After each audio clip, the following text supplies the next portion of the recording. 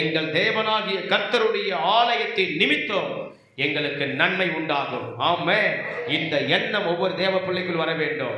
ஆலயத்தில் நன்மை இருக்கிறது, ஆலயத்தில் ஆசீர்வாதம் இருக்கிறது, ஆலயத்தில் தீமை மறைகிறது, ஆலயத்தில் அற்புதம் நடக்கிறது, ஆலயத்தில் நிமித்தம் கர்த்தர் என்னை பலப்படுத்துகிறார், ஆலயத்தின் நிமித்தம் கர்த்தர் என்னை உயர்த்துகிறார், ஆலயத்தின் நிமித்தம் கர்த்தர் என்னை பயன்படுத்துகிறார், ஆலயத்தின் நிமித்தம் கர்த்தர் என்னை மேன்மைப்படுத்துகிறார், ஆலயத்தின் நிமித்தம் கர்த்தர் என்னை ஆறுதல் படுத்துகிறார், ஆலயத்தின் நிமித்தம் கர்த்தர் எனக்கு அநேக காரியங்களை வெளிப்படுத்துகிறார், ஆலயத்தின் நிமித்தோ அநேக ஊழியங்களில் கர்த்தர் என்னை பயன்படுத்துகிறார், ஆலயத்தின் நிமித்தோ எனக்கு நன்மை வருகிறது, ஆலயத்தின் நிமித்தம் எனக்கு தீமை வருகிறது, ஆலயத்தின் நிமித்தோ நான் ஜெபிக்கிற ஜெபங்களிலே பதில் கிடைக்கிறது, ஆலயத்தின் நிமித்தம் தான் என் கண்ணீருக்கு என் கவலைக்கு ஒரு பெரிய விடுதலை கிடைக்கிறது. நான் ஆலயத்தை மகிமையாய் நினைக்கிற தேவ பிள்ளையாய் இன்றைக்கு இருக்க வேண்டும். அல்லேலூயா என்ற எண்ணமும் சிந்தையும் நமக்குள்ளே அடித்து ஆணித்தரமாய் இருக்க வேண்டும்.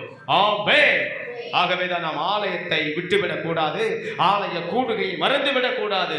பவுல் சோத்ரோ கொரிந்து சபைக்கு எச்சரிக்கிறார். சில சபை கூடுதலை விட்டுவிடுவது போல நீங்கள் என்ன செய்யாதிருங்கள், சபை கூடுதலை விட்டுவிடாதிருங்கள். ஆமென். ஹல்லேலூயா. சபை கூடுதல் மிக அவசியம், மிக முக்கியம். ஏனென்று சொன்னால் ஆலயத்தை சார்ந்து கொள்ளுகிறவன் மேற்கொள்ளுவார்கள். ஹல்லேலூயா. ஆலயத்தை மறந்தால் நான் உன்னை மறப்பேன், என் வசனத்தை மறந்தால் நான் உன்னை மறப்பேன். ஆமென். ஹல்லேலூயா.